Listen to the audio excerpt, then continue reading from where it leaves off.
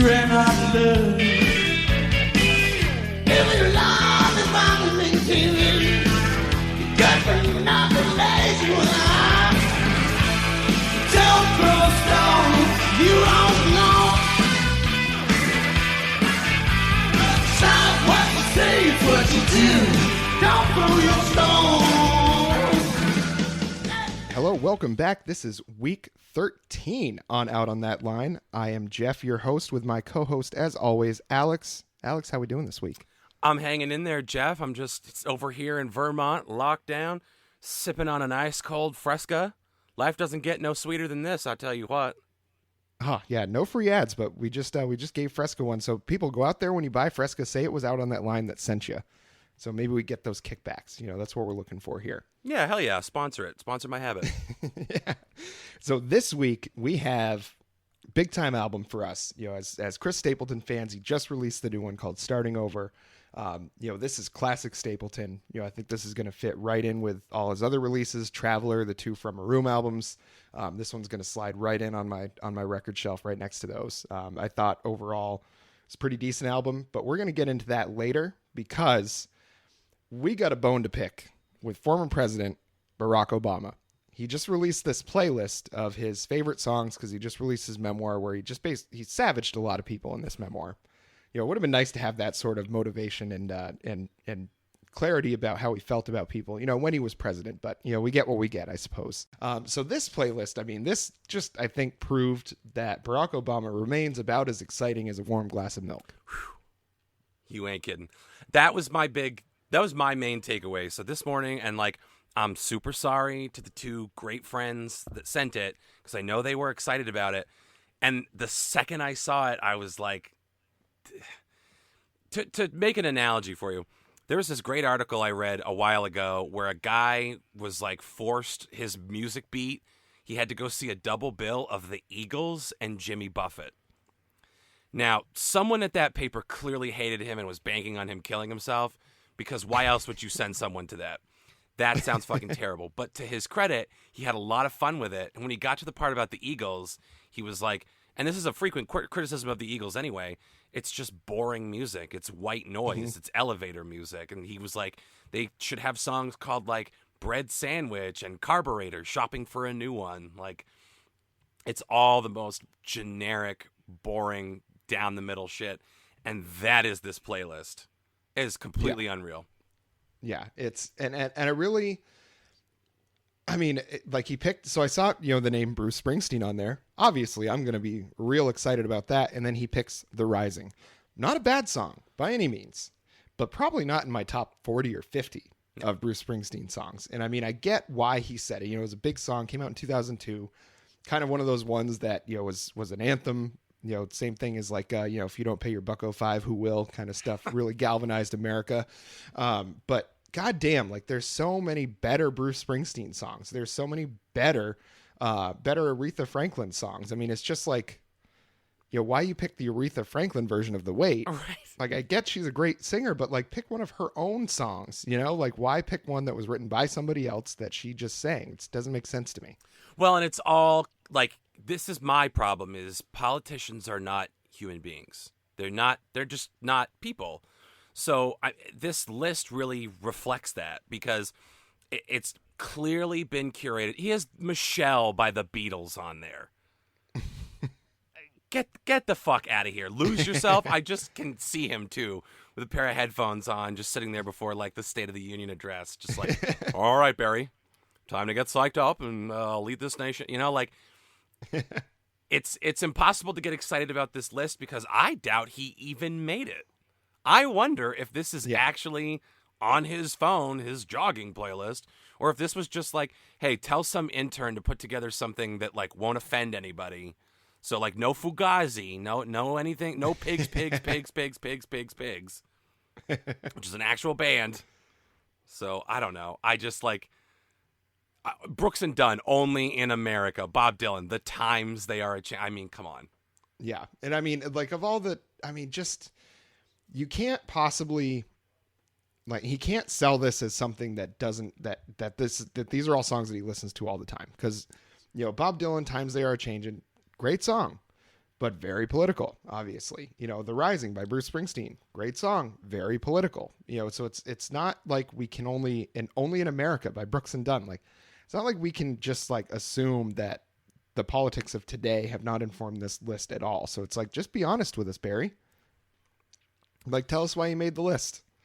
Do you actually listen to music, or when you're done with public appearances, do they just stick a paperclip in the slot in the back of your head and fold you up and put you in a foam carrying case until it's time to trot you out again? Like, that's what this smacks of, is like, these are not real people. Politicians. It was like my beloved Kamala Harris when they were like, who's your favorite living rapper? And she goes, Tupac. And then quickly realized, I realize he's not alive. And it's like, oh, okay. Well, maybe she knows something that we don't. I mean, that's a good point. That's a good point. Everybody's treating that like, oh, she doesn't really know about the culture if she doesn't know that Tupac's dead. But maybe that was just a little Freudian slip. She gets an angry text message from him. Bitch, what are you doing? What have you done? She just gets an audio clip from him just singing hit him up. She's like, oh no. Ah, jeez. She knows what she did. She fucked up. I mean, there are some good songs. Like Beyonce's Halo is great. Sure. Like, Beyonce's version of At Last is okay. Uh-huh. But like, why not the original? Hard to beat Etta James, which is objectively a better version of that song. Like, Beyonce's got a great voice, but like the original of that, she sings it exactly like Etta James did. So it's like, it's hard to do that better than Etta James did. Right. Home by Philip Phillips. Like, you've got a list with the Beatles, Miles Davis, John Coltrane, Fleetwood Mac, Gloria Estefan, and then Philip Phillips. Mm-hmm. That's his mom's side of the family chiming in there. Gotta be. Then he's got U2 on there, and I mean, fuck U2. That was when I was gonna let this go, and then I looked and I got to U2, and I was like, I must bring this to Geoff. We must discuss on the pod. Yeah, I don't think my feelings about U2 have been discussed on the pod. They're terrible. They're awful. They're awful. I felt personally attacked when they gave their album for free to people with iTunes, and all of a sudden it was just there, and I was like, I don't fucking want this. Yeah, it was like, why don't you couldn't delete it? No, yeah, why don't you just come to my home and piss in my mom's mouth? Like, I would rather. Yeah. Like, this is offensive. Yeah, garbage. And it's just, I don't know. And it's just classic Barack Obama. He pokes his head out every once in a while, release a nice playlist like this, and Bernie Sanders campaign for president. It's just, he just pops his head out at the most inopportune times. Like, I don't give a fuck about what playlist Obama wants to listen to right now. Why don't you just call this, like, neoliberalism, the playlist, Yeah. It's trying to satisfy everyone, and in doing so, satisfies no one, except for the Yas Queens. Yeah, and I mean, all the protest songs he's got on here, like Bruce Springsteen's The Rising, Bob Dylan's Times They Are Changin', they're by white people. Yeah. He picks, like, happy Motown Stevie Wonder, but, like, what about, like, Stevie Wonder did a ton of political music. Can't you pick any one of those? Why not? B.B. King did a ton. Like, that doesn't make sense to me, where this list is just like, what are the boomers going to respond to? Yeah. Blah. These songs here. How old is he? How old's Barack Obama? He's like mid-50s, I think.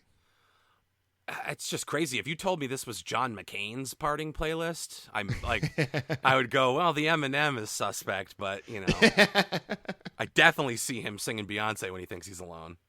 If you like it, then you should have put a ring on it. If you like it, I can't imagine, like Michelle obviously is a good song. The Beatles mostly released good songs. Sure. But, like, is he really sitting there listening to that song because his wife's name is Michelle? Mm-hmm. Like, come on. Who does that? Yeah. If I was her and I saw that, I would be like, we're getting a divorce. It's been fun. Just bad. Just bad. Yeah. I mean, that's, I guess, like, all I had to say about it. I had no more, like, critical, analytical point other than, well, this is a garbage list and he should be embarrassed for putting this out. Yeah, and I mean, it did not take me long to fully form my opinion about this one upon looking at it. It was not tough to figure out what exactly he was going for here. Yeah. And I was left wanting.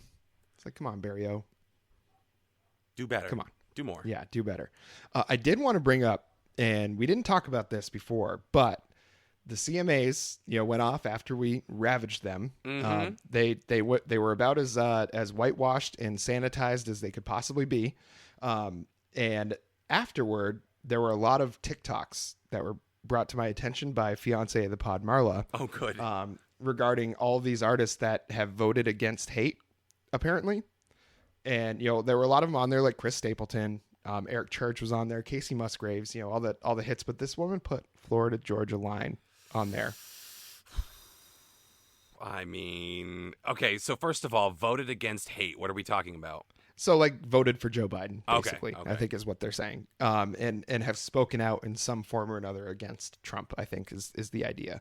Which I think half of Florida Georgia Line has, but you can't say Florida Georgia Line if the other half is very much Trumper. And that band, I think, has almost broken up because the two are so diametrically opposed politically. Yeah, you can't give one credit for the other. Exactly. That's sus, as they say. Yeah, and it's just, I think it went exactly as we thought it would. They totally ignored, like, they didn't put John Prine in the memoriam. John of the folks that had Prine, passed away. Jerry Jeff Walker, and I'm the asshole because I don't remember the third guy. It was another, like, 3-name feller. Yeah. But Jason Isbell and good old what's her name revoked Amanda Shires. Yeah. Amanda Shires. Yeah, gave up their credentials based on that. Yep. Good. Yeah. Good. Yeah. Fuck them.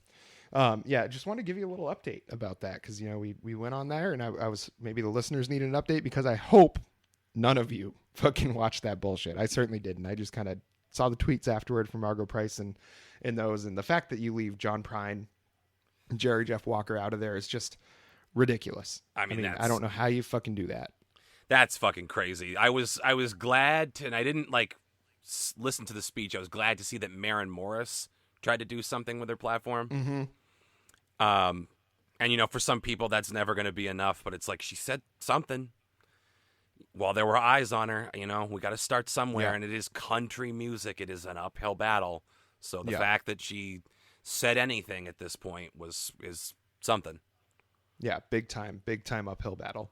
Just the getting, there's a lot of artists, there's plenty of black artists in country music, but time and again, when they're interviewed, they say that there is such a barrier and a wall for them being able to become successful in that genre of music, even though you think about like the South, there's tons of white people here. You think, the South being kind of where country music comes from, the South and like Appalachia, in those areas, but there's also a massive population of black people down here. So the country lifestyle is not just white people. Yeah.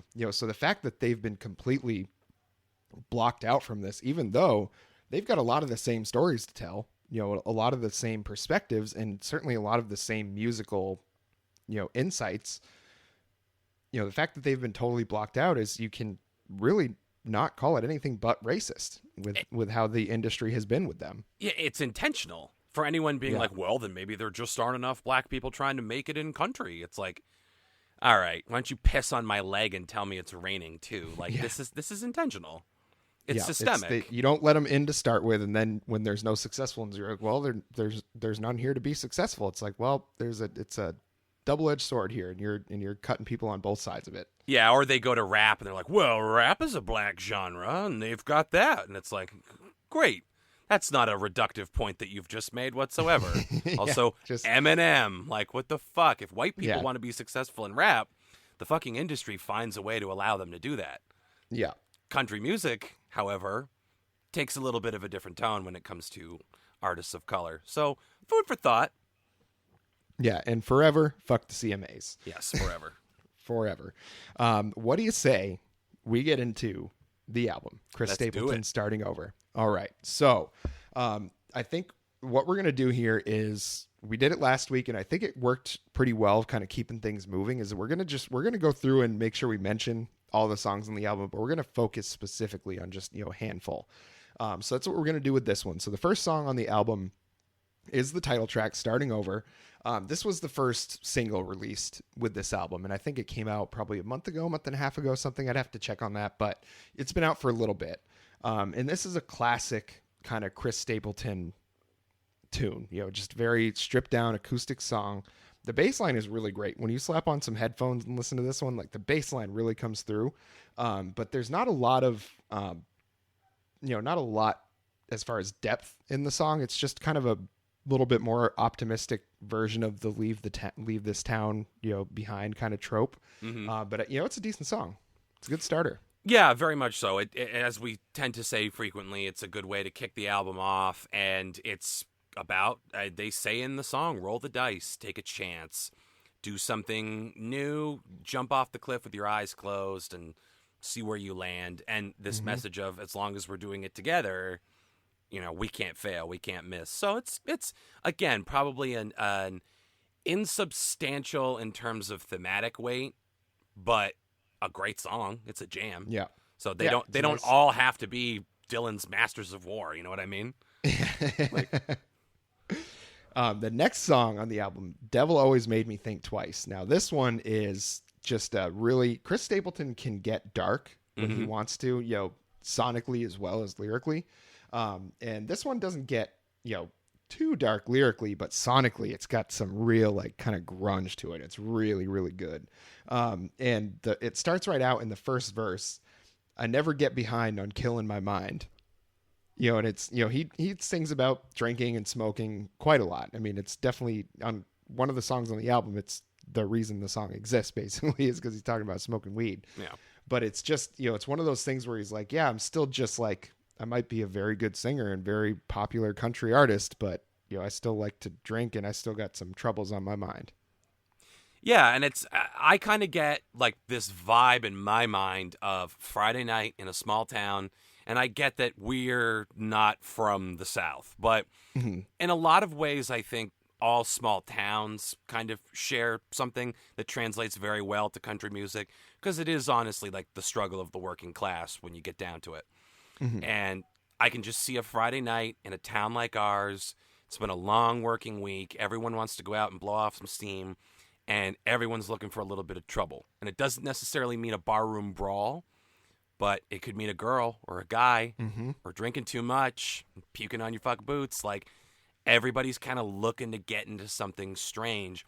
And this song, sonically, has that mystical quality that a Friday Night of Freedom is the only thing that has. It's just got such a vibe that he's distilled perfectly with this song. Yeah. And it's got a very, like, it's got that same kind of, like, swamp stomp that, like, CCR does. That was kind of, when I was listening to it, I was like, man, this sounds like some, like, Run Through the Jungle kind of era. Like, it sounds like some real dirty down south swamp rock. And it's real, real good. Did you know, too, that he's not the first person to do the song? It's not a cover. He wrote it.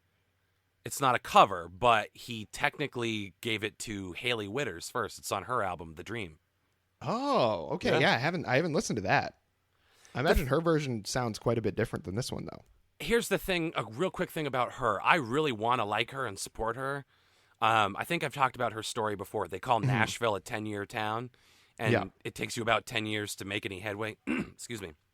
In Nashville, and she got to like year 11 and was ready to call it quits, and that's when everything kind of took off for her. So The Dream is her album that came out this year, and I like the songs, I like the sound in theory. Something about her voice bugs me. I don't know if it's like she goes flat a lot or something. I just like, I can't, there's something about her voice that's not complete to me. It's not as sweet as a Casey Musgraves. It's not as acerbic as a Margot Price. She's just like vocally not quite there, and I don't know if I can say yet or at all, because if she's been working on this for 12 years at this point, what road is left to travel. But you're right, it's quite different, her version. Chris Stapleton's, unsurprisingly, I think is better, but hers technically came first. So and he's just got this. He can throw on that like kind of gravelly, real deep voice that sounds like really menacing. He can do a lot with his voice. He's very, and we can talk about it more. Like when we talk about Cold, I think we'll dive into his vocal talent and his ability to just kind of work it however he needs to.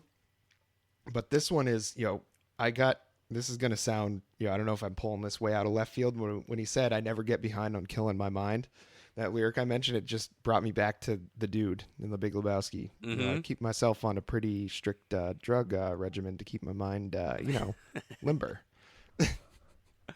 Yep, 100%. I can fucking see that. This song, and I wrote down like my last note on this one. This one fucks. Like the song is just good.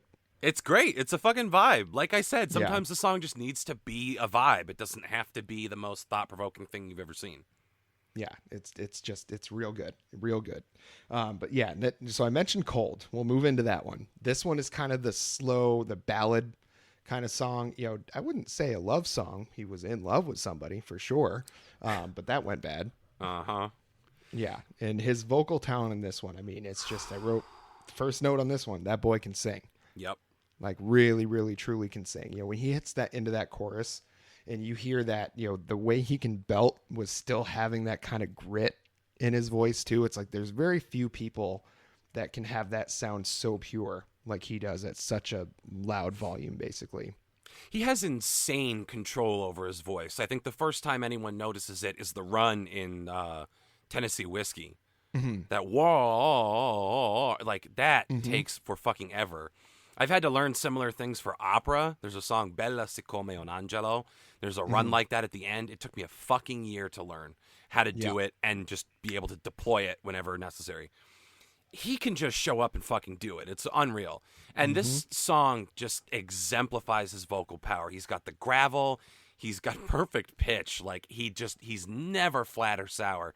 He can just hit this mournful cry with his voice, which is perfect for this song because it's all about the sting of loss. So the trade-off is the lyrics are no great shakes. They're pretty simple. But I think that works because if you've ever been hurt that badly, you kind of just pop into a fugue state and you can't really articulate the way that you feel other than ouch, pain, hurt, no want this, bad, ow. It's that quality, and obviously his lyrics are a little more polished than that, but it's that quality of pain that comes across vocally with the way that he sings the song. And what I also love this, because this was one of the ones that I starred, it's like this song owes more to R&B than it does country. Mm-hmm. In particular, there's a song that I love. I don't know if you've heard it, Shadow on the Wall by Ruby Amanfo.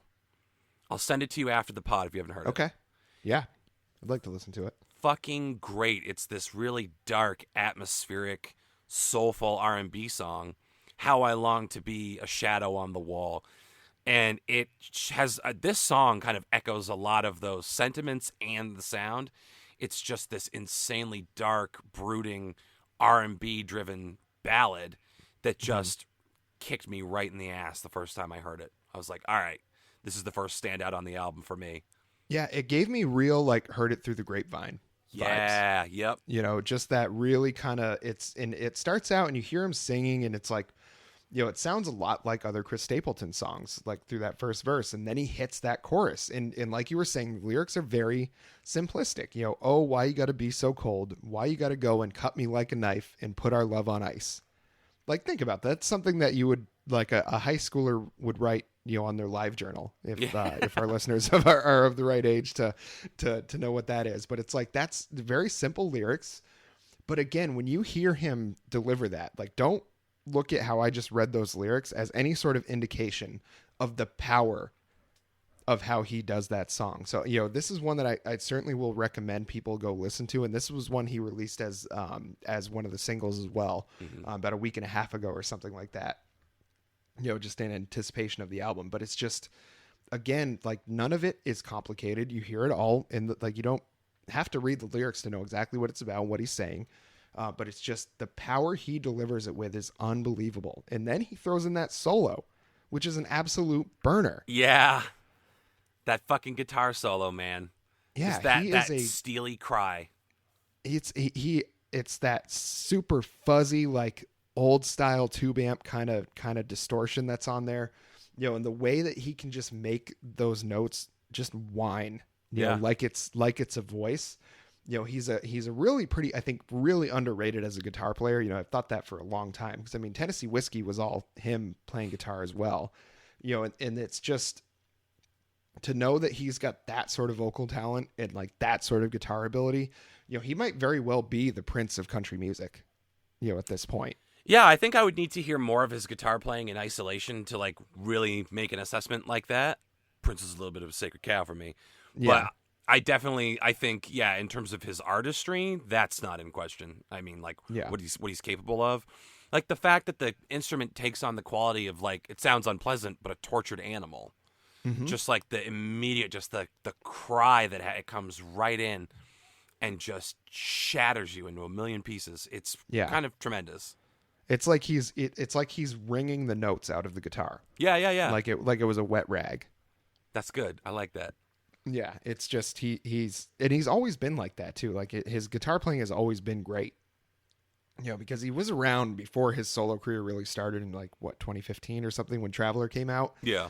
He's been around for a long while before that as a songwriter and in various bands and stuff. So like he's got, he had his chops. Like it was not like this was something new. Like people in country music didn't know who Chris Stapleton was. Sure, people in pop music didn't really know who he was till he did that song with Justin Timberlake, when he did that version of Tennessee Whiskey. Then people were like, who the fuck is this guy? And then since then it's just, I think as people get more and more into him, they realize that he's always been this good. Like, this is nothing new. Yeah. Coincidentally, that was at the CMAs, wasn't it? The performance with Justin Timberlake? Yeah, sure was. Yeah, wow. Yeah. And then they did that other, what was that other song they did? Say Something. Say Something, I'm Giving Up on You, that one? No, that was Lady Gaga, wasn't? No, that was Christina Aguilera, that's right. In Great Big World or something like that was the other. That was a terrible song. Hate that song. I don't fucking know. I hate that song. I think it was called Say Something, that duet that he did. It's not very good. It's very Justin Timberlake heavy, and I'm not that into that. So no. That's probably the only kind of dud that I really can think of that Chris Stapleton has done. Justin Timberlake blew through all of his goodwill with me when he released Man of the Woods. That album was hot dog shit. We'll talk about that someday. We'll do an episode about albums that we just want to tear apart. That's probably going to be my submission. I have not been more disappointed. Was that his country album? Kind of, yeah. I mean, it had an experimental vibe to it, but I am the meme of Tyra Banks going, "We were rooting for you. We were all rooting for you." You just blew it. Then you just fucked it up. What the hell are you going to do?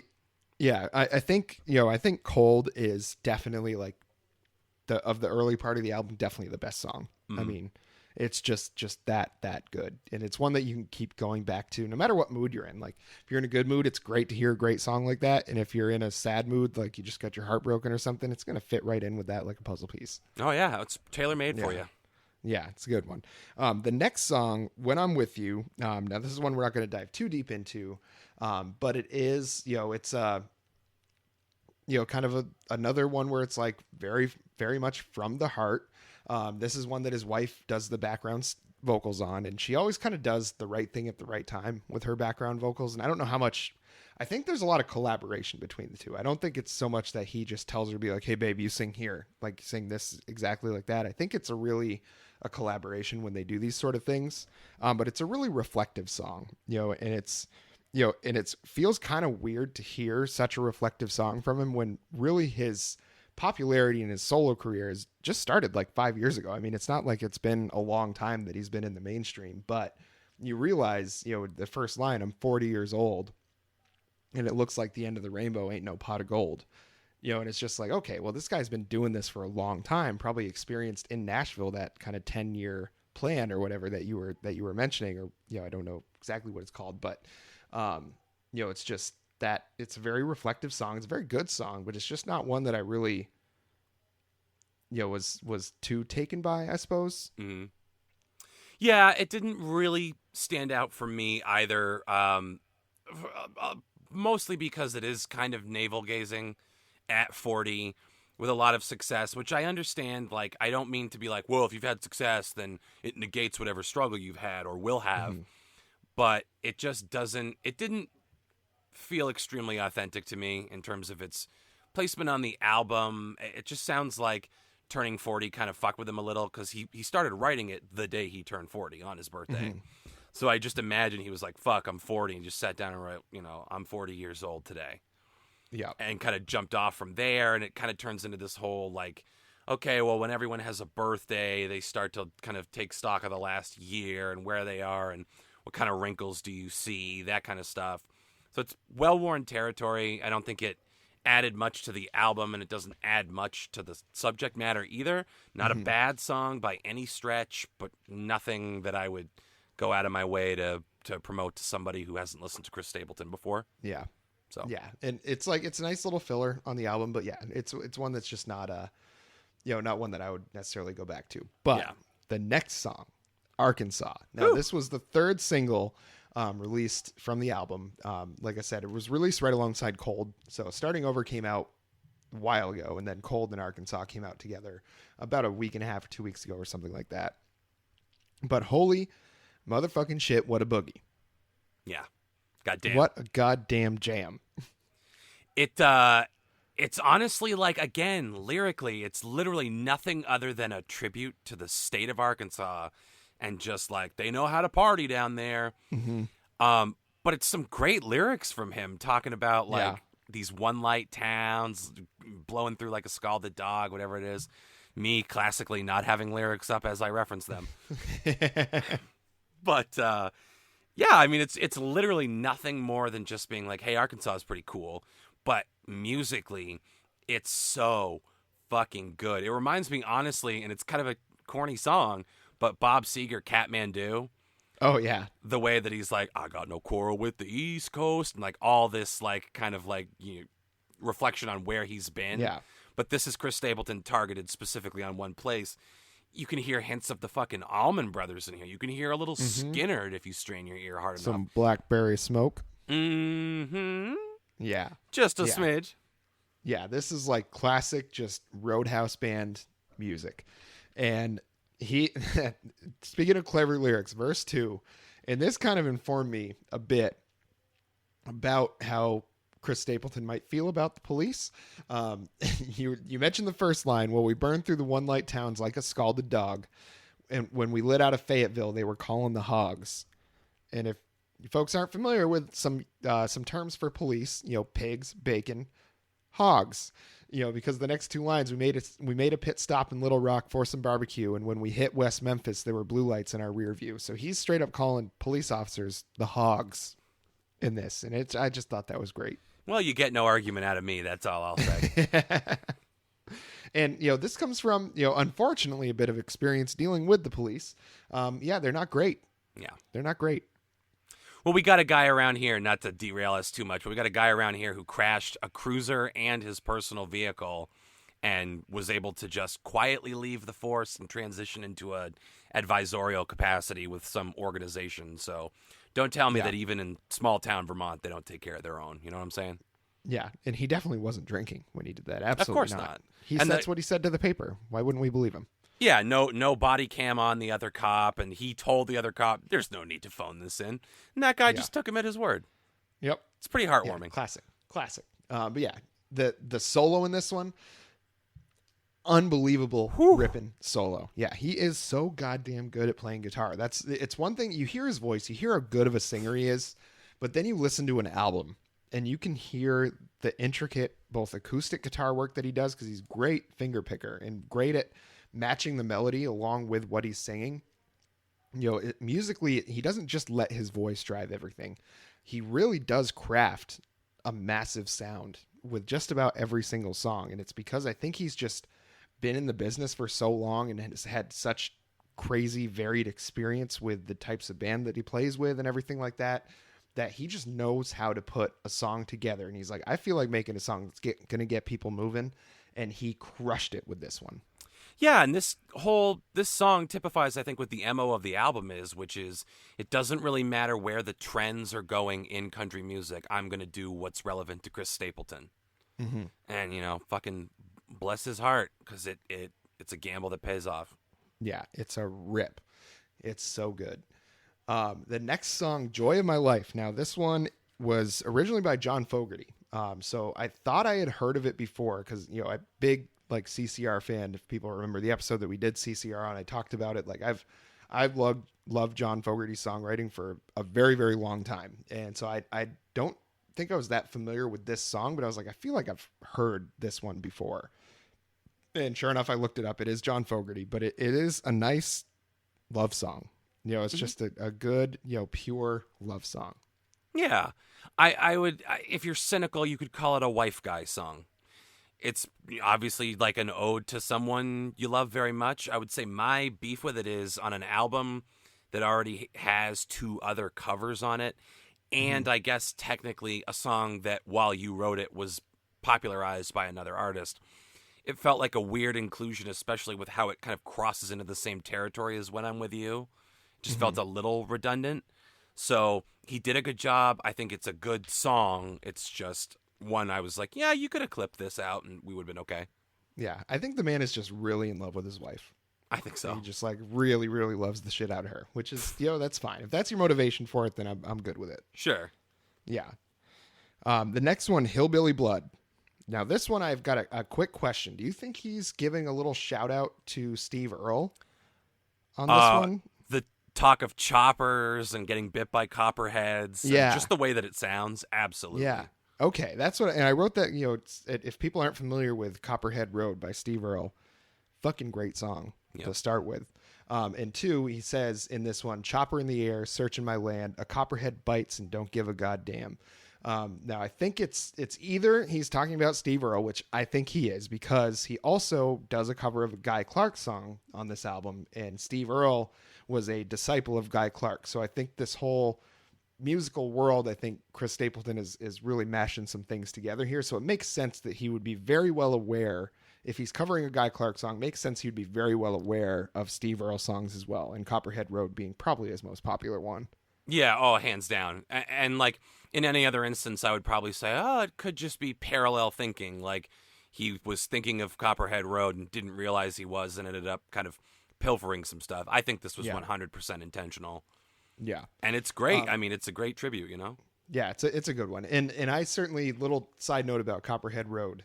So I don't know how many folks out there live with somebody else, or, you know, either a roommate or a significant other, but you have your Bluetooth speakers and they're end up connected to both of your phones. So it'll you turn it on, it'll say like, oh, Bluetooth connected to Marla's iPhone and Jeff's iPhone. You know, it'll just tell you what it's connected to.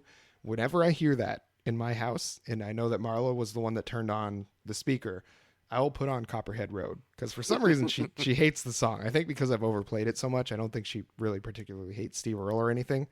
But every time I hear it, I grab my phone as quick as I can and turn on Copperhead Road as quick as I can, just to like get that in there. And I mean, it's happened dozens of times and she hates it. And those fucking pipes kick in and she's just Pavlovian. God damn it, Jeff.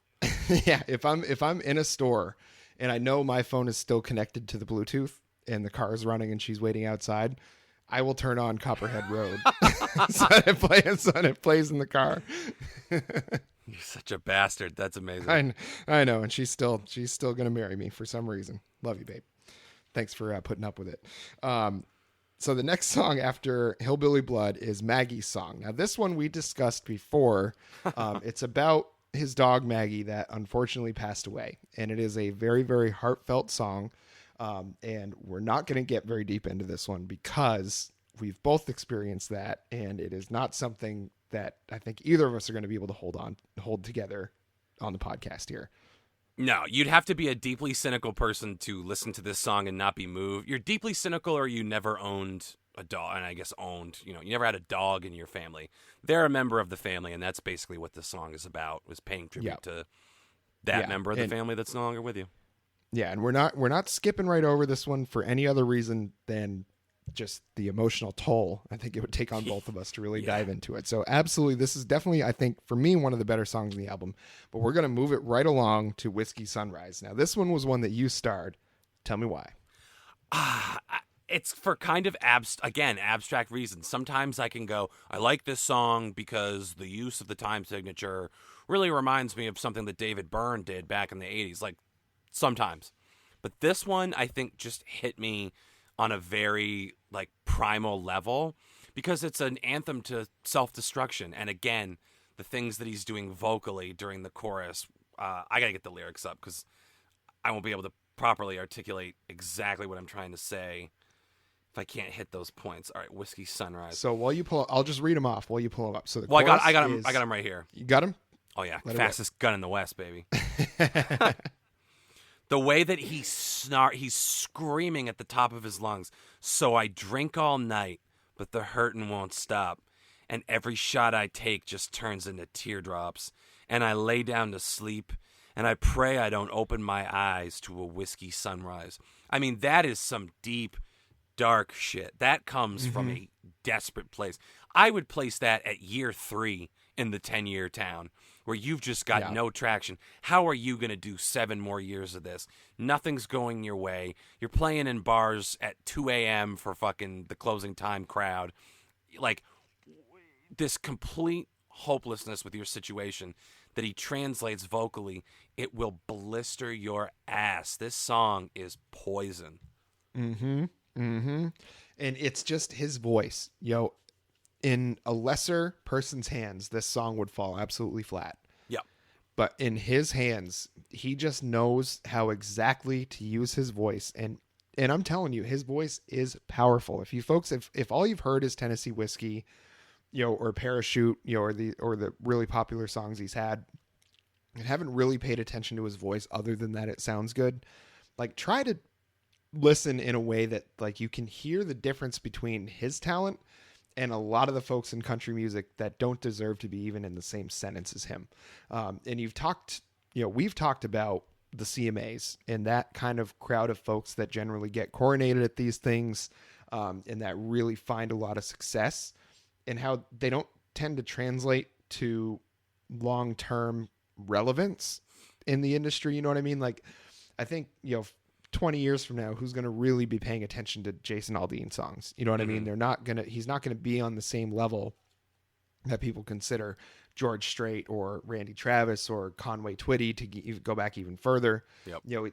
Those guys are not going to be on the same level. Chris Stapleton is one of the people that will be remembered on that same level, or should be at least. And it's songs like this that, really, with how he sings it, such a simple idea, like you were saying, like, just completely broken down, bottom of the barrel, like, how am I ever going to get out of this kind of feeling? And the way he makes you feel that deep in your bones when he sings a song like this, there's not many people that can do it.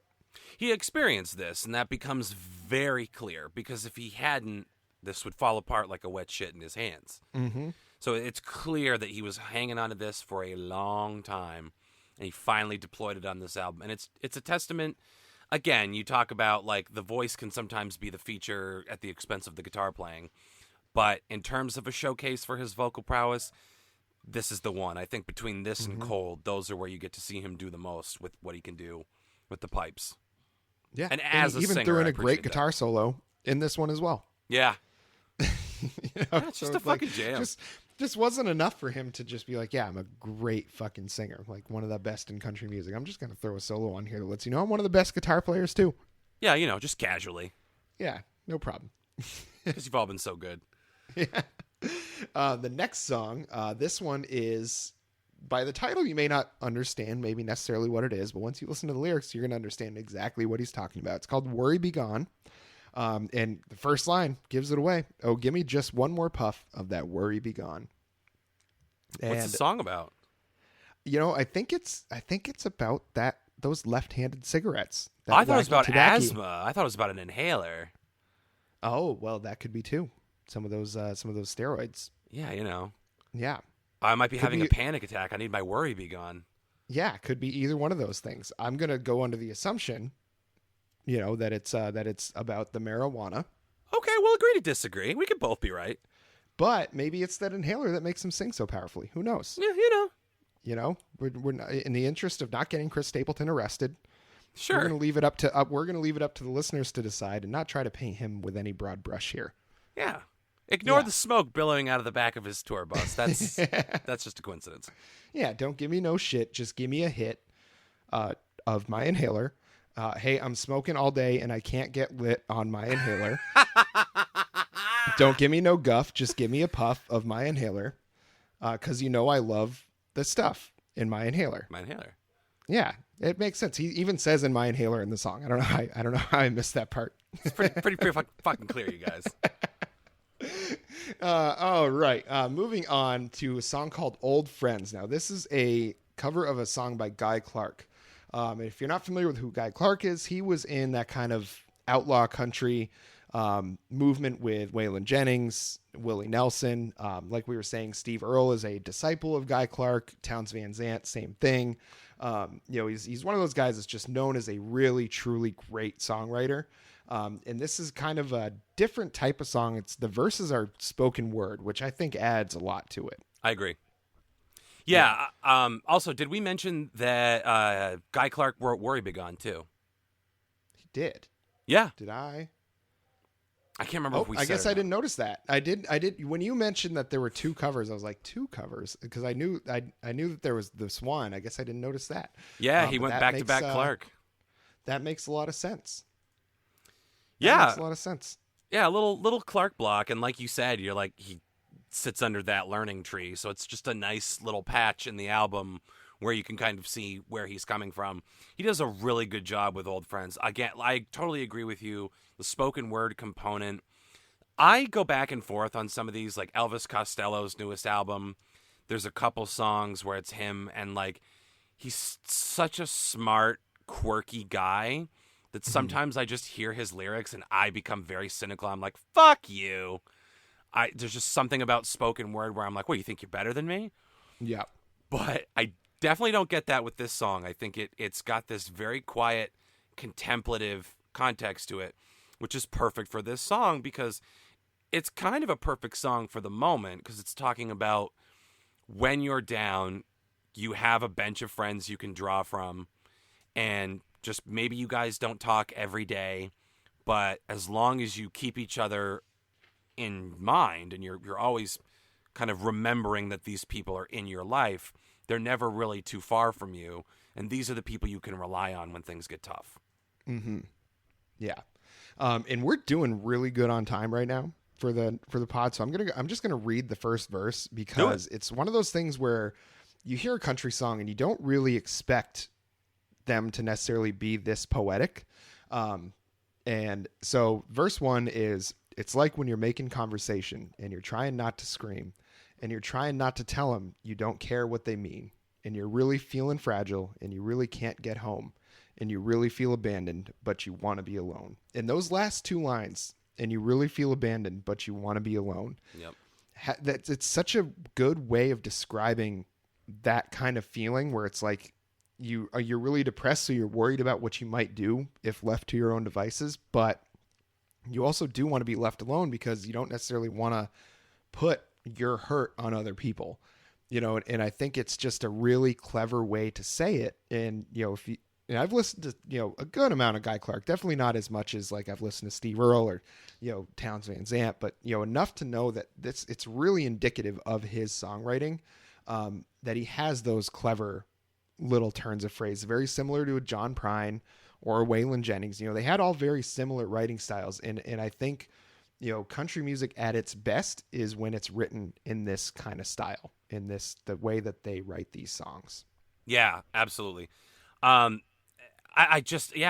love that line and how like beautifully contradictory it is, and like emblematic of the song as a whole, but also like, again, as I say, it's kind of a song of the moment where here we all are in quarantine, and I can only speak for myself, but there are moments where, like anecdotally today, I do get my microphone. I left it down at my dad's, and I decided to go to my mom's because that's where we're going to do Thanksgiving. So I got to do this little new quarantine under the new lockdown restrictions. So I went to go grab my mic, and I got back, and it was right the same moment that my mom was pulling in, and she honked the horn really loudly. It scared the shit out of me, and I just got like instantly fucking annoyed. And just like in my head, I'm like, why you gotta fucking, what? Your timing sucks, because like I just kind of wanted to like get back into the house and kick my boots off and like have a minute. Grumble. And then your brain goes, but the alternative is you're alone. The alternative is you walk into an empty, cold house right now and plunk down, and you can wait for someone to come, but they're not coming. You're lucky that you have people to spend this time with. and you're lucky that someone wants to scare the shit out of you with the car horn, and that they're here to talk and to be around you. And like, it's just important to never lose that perspective.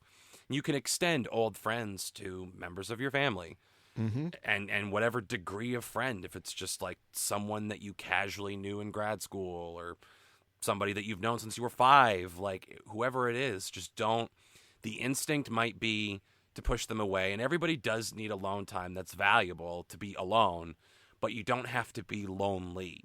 It's important to remember that these people are there. So I think it's very prescient song in that regard.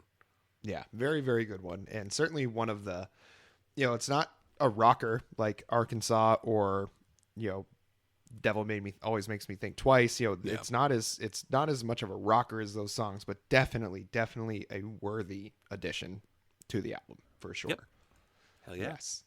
The next song, this was one that we both actually, we always go through before, and when we're trying to pick these handful of songs, we'll say like, oh, these are the ones I like, these are the ones Alex likes. So we really we end up sometimes overlapping, but a lot of times we pick completely different songs, because I think we both come in looking for different things from music, which is why this is such a beautiful podcast, why this works so well.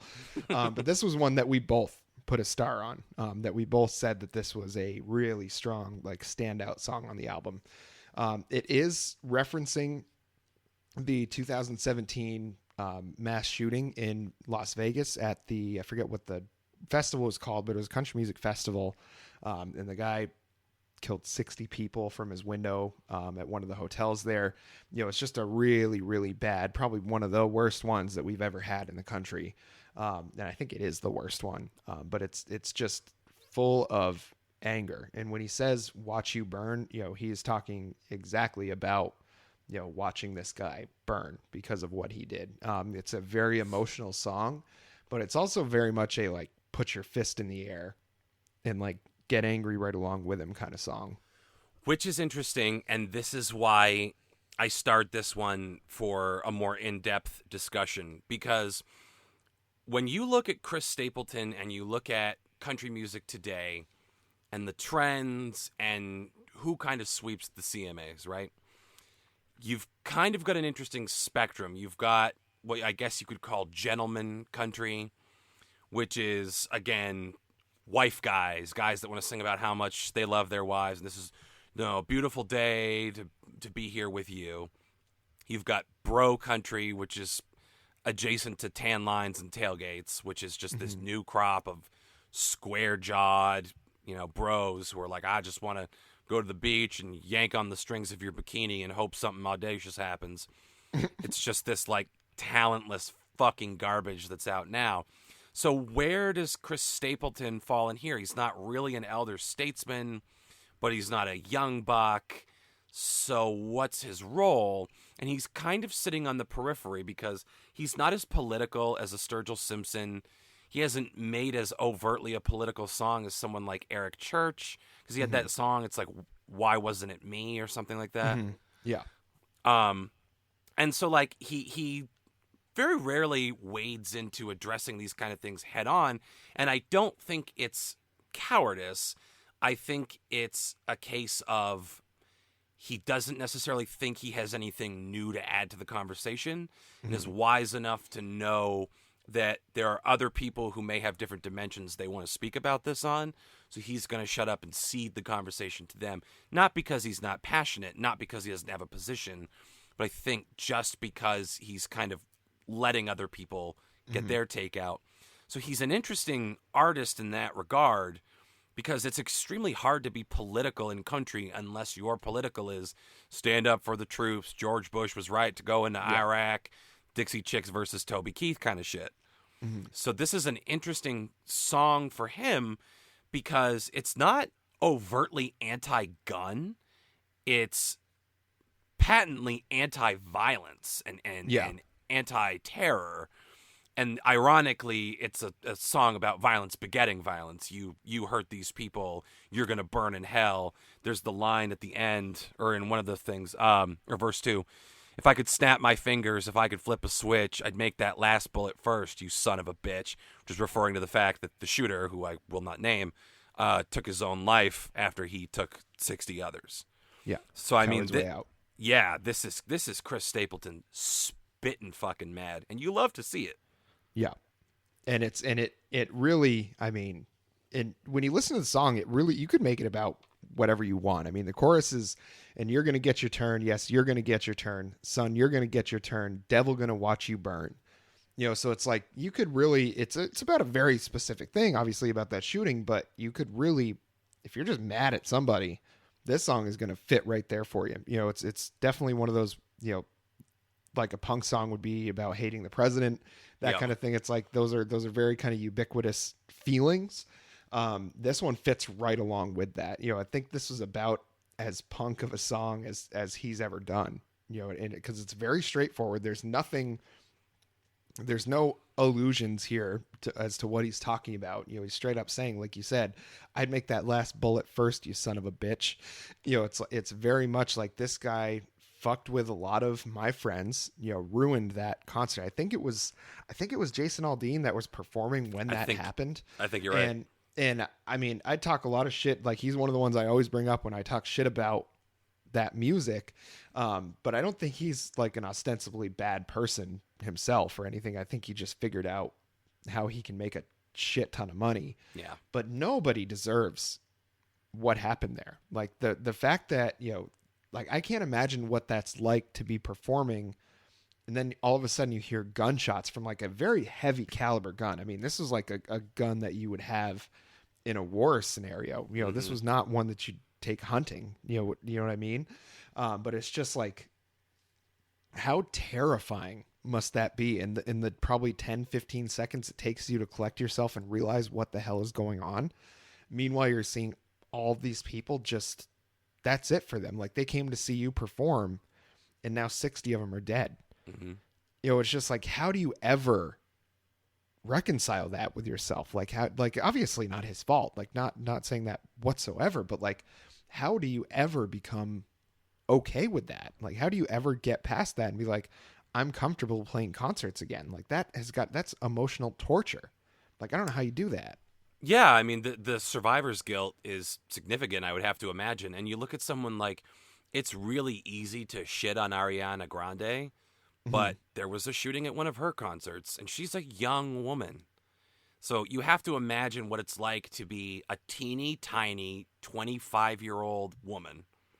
And a lot of the world fucking hates you just for what you are anyway. They think you're a slut and you're not talented and whatever. And I'm not going to sit here and pretend I haven't danced my little buns off to some Ariana Grande before. Yeah. But you have to, like, I can't imagine being 25 and witnessing something of this magnitude. So adding all of that on top of the fact that people hate you for no reason, now people have a reason to condemn you because, again, it's not her fault. But it is the fucking internet where people's unstable urges come out, and they will say, and they did say things like, she's to blame for people dying at her concerts. If she wasn't famous, if she didn't exist, these people would still be alive, which is an absolute crazy town fucking position to take, but people took it. And she sees this shit. These people, Jason Aldean, I'm sure, sees this shit. And the Eagles of Death Metal, wasn't that the band in France? Or I think it was France. Yeah. These people experience these. This is very real. It's very different for us. We're sheltered from it. We're disconnected, and we take in whatever the news is as it's reported. Yeah. These people live through this. Yeah, I can't. That's psychologically, that has got to be absolutely debilitating. I feel like that's always. I'd be afraid to play a concert ever again. Just like, there's probably very, very little chance that would ever happen again at your concert. But just the fact that I might be responsible, you know, and I say that in quotes, like, I'm not putting the blame on them or anything, but like the fact that I might be responsible for bringing all those people together in a situation where they could all get hurt because they're in a large mass, that's terrifying. Like, I don't think I'd ever be able to get over that. No, definitely not. It's all of which is to say, in the context of the song, since we kind of took a detour here, it's I don't know, it sounds, I guess, kind of snooty to be like, this is an important song, but it's an important song in Chris Stapleton's canon because I think it helps him answer the criticism, like, what, are you just going to stand by and let other people make these points? Like, what are your politics? We need to know. We need to be able to categorize you. And he's like, okay, well, if you must know, this is a very obvious stance to take in terms of who's team good guy, who's team bad guy, but that doesn't mean it's not important. So it's not like a chicken shit move to make a song like this to curry favor. It's very clear that this affected him deeply, even though he wasn't there. So it's a very important song for him to contribute, I think. Yeah, it's a good one. And that's the third to last song. So there's two more after that. The next one is called You Should Probably Leave. Now this one, you had mentioned the song Cold being a very kind of R&B song. This one as well. I got a very, like, even more of an R&B vibe from this one. I thought it was very, very good. And it's probably like the cleanest pop song on the record, on the whole album. It's definitely, if you're thinking of one that's going to be like on easy listening radio, like Star 92.9, I think every city's got a version of that where it's like the station that played Delilah. For those of you that, this is the kind of song that I think would be on a station like that, because very easy to listen to, but it does have, a bit of bite to it. It's got some very kind of advanced themes here, which is like, we're hooking up, but we probably shouldn't be, so you should probably leave, but it's the song that you've heard a bunch of times before from other artists and everything, but it's like, it's just nice to hear Chris Stapleton sing one, with his voice. Yeah, it's like, to throw a little office nugget in there for you guys, subtle sexuality. It it's kind of just like a very simple song. It's kind of a anti-Baby It's Cold Outside. This whole thing is like, oh my God, if you don't leave right now, we're gonna hook up. You look great. We've been drinking. The urge is there. You gotta go. It is no simp September. You need to leave. And just like as the song goes on, edging closer and closer and closer to this temptation. And it's not even like as heavy as, at least not implied in the song, as like, oh, I'll cheat on my wife if you don't go. It's as innocent as like two people that are attracted to each other. And for whatever reason, this can't or shouldn't happen. But I think it's one of those tongue-in-cheek, like, oh, this is so naughty kind of things. So it's, in a way, this very pure sentiment about, like, we shouldn't hook up, but we're going to. Yep. And you say, like, the cleanest pop song, and that's, like, literally and figuratively, because it's the most comfortably slotted in as pop, and you could play it on the radio, and everyone would know what he's talking about, and he doesn't have to be like, you better leave, or we're going to be doing some fucking. Yeah. So I liked it, too. Yeah, it was a good one. And then the song that finishes off the album is about his, I think, now not so beloved Nashville, Tennessee. You were talking about the 10-year town.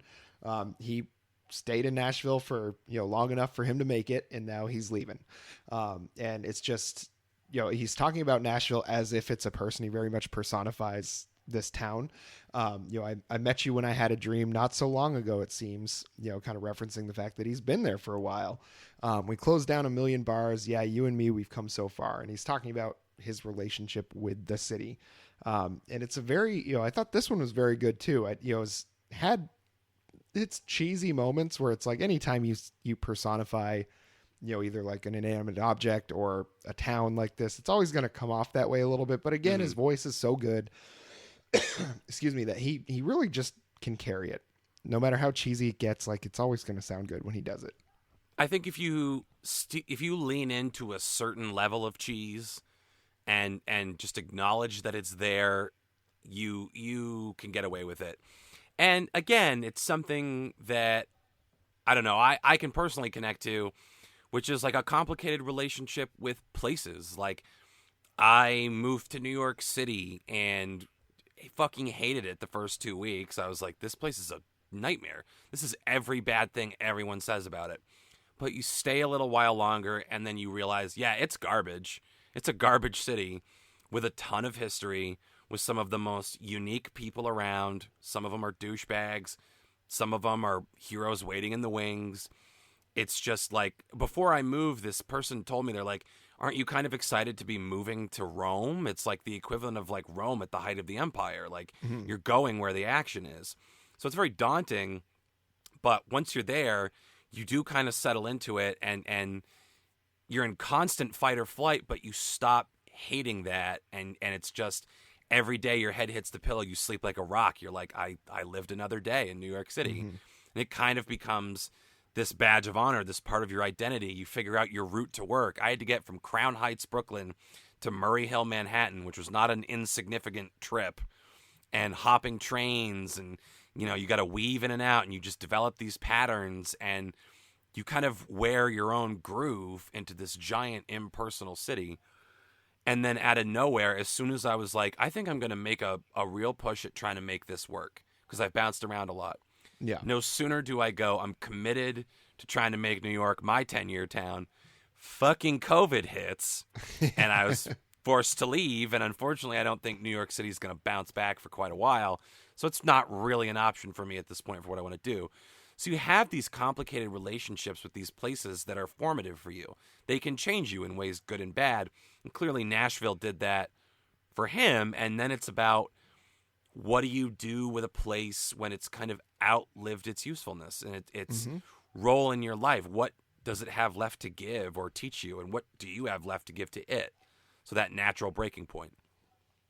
Yeah, it's a good one. And I certainly, I feel like I don't have like, I certainly don't hate Austin at all, but it's like, it feels like eventually Austin, Texas is going to run its course for me, and I think it's whether I move back up north, I don't know. But it just feels like this doesn't feel like a permanent city for me. It feels like, cause having been to Houston a bunch, that's where, Marlo's family's from, it's just, Houston just so much more of like a vibrant city, than it's really, I would say it's the New York City of the South. It's the most diverse city in the country.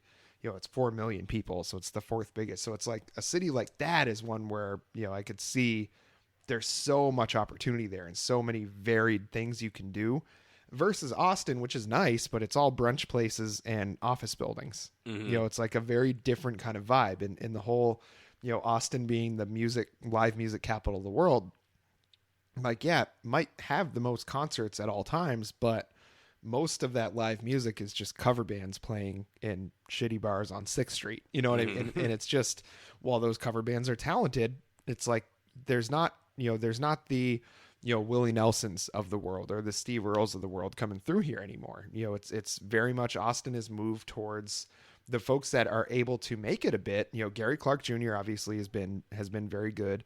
But it's very much like R&B artists and rap artists that are the ones that are making it in Austin, which is great.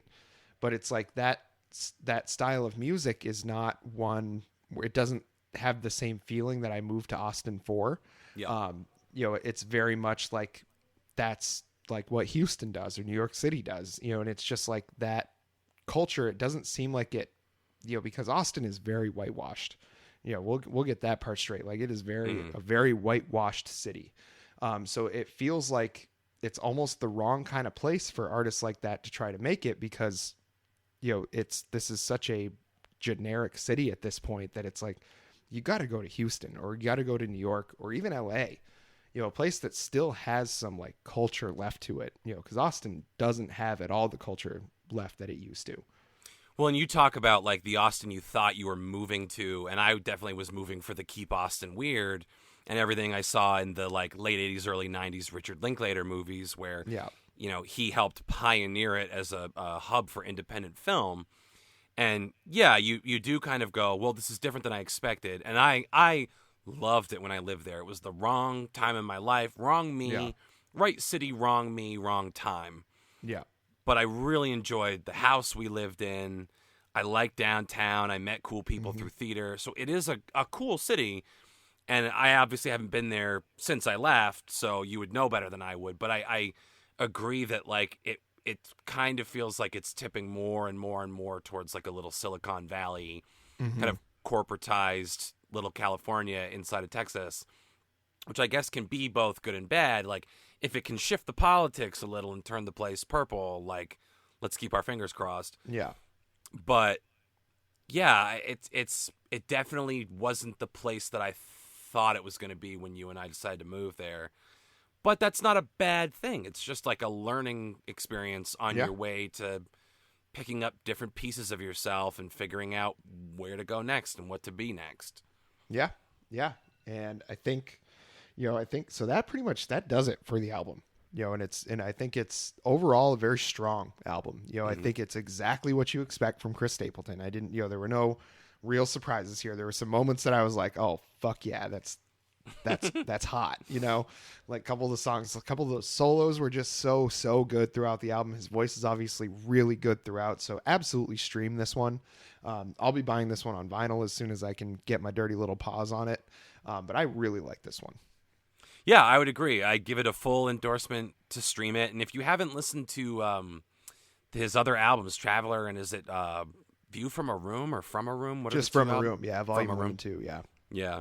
Which I honestly have not listened to that much. I think I've skipped around those two. I just kind of hit a lull with Stapleton where I think I was just like interested in other things that were happening musically at that time. Just like didn't really give it the devotion that it needed, but I'm definitely going to go back, I think, from Traveler and just work my way back through because of this. Which is what's so great about albums like this is they come out and they remind you why you fell in love with the person in the first place. Mm-hmm. Yeah, and it's just like it is an advancement, obviously, in the amount of guitar that he plays on this one, the amount that he really, really belts on this one, and just kind of how varied he gets. Like, in his previous albums, like, he probably wasn't going to put 2 Guy Clark songs on there. You know what I mean? So it's he definitely took some chances for him on this one, but it still comes out with that just classic, everything you want from Chris Stapleton, you get on this album. Yep. Can't ask for more than that. Yeah, and so we'll wrap it up here. So let us know if you kind of enjoy this new format.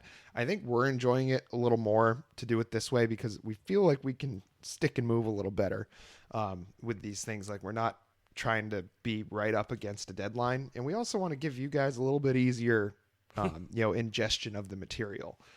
2 hours I think was getting a little bit long. I won't make any promises though. If Bruce does come out with another album, probably going to want to spend another 2 hours on that one as well. But as far as just the regular episodes, I think we're going to try to hit a groove here with this. This kind of method feels pretty good to me. Yeah, I agree. This is like right in the pocket. I think doing one album was smart. It kind of leaves us possibilities down the road if we want to end up doing bonus episodes. We're not like burning through content so quickly. And you're able to focus more fully on one album and give it a more of your analysis and like bring more of yourself to it rather than like try to marathon through. I had fun doing like 2.5 hour podcasts. It's an excuse to talk to you every week, so it's great. Yeah. But like, yeah, I can see where maybe listening to it is a little punishing, especially on top of your regularly scheduled podcast programming. Yeah. So yeah, I think we found a good groove. Yeah, so make sure that you like, follow, subscribe, rate, review, all that good stuff. So you'll find us out, obviously, Apple Podcasts, Spotify, SoundCloud right now. I think we're going to start looking into expanding into other areas. We'll let you know if that does happen. But you'll find us on Instagram at Out on That Line, on Twitter, Out on That Line 1, and that Gmail. Hit us up on the Gmail because all we're getting is spam on there right now. So we want to hear from we'd much rather hear from you. It's outonthatline@gmail.com. Just let us know what you want to hear. We do have a couple of audience requests in the pipeline here. So I think that's going to take up our next couple episodes. But we'll make sure we give the shout out to those folks when we do bring those up. Oh yeah. Someone slid into our DMs the other day, didn't they? Yes. I think it was Mr. Kuzman, Andy Kuzman, friend of the pod. The scholar and the gentleman himself. Yes, from the great band Laserdad, which hopefully Nova Mud just went back into lockdown, but God damn it, I hope they're able to get back to playing shows soon because they're a fun time. Yeah, for sure, and I'm not just saying that as a former member. Yes, yeah, they are a fun time. So yeah, like, follow, rate, review, subscribe, all that fun stuff. We'd love to hear from you. I think that's it for me. You got anything else? No, that's it for me. All right. Well, we'll see you next time.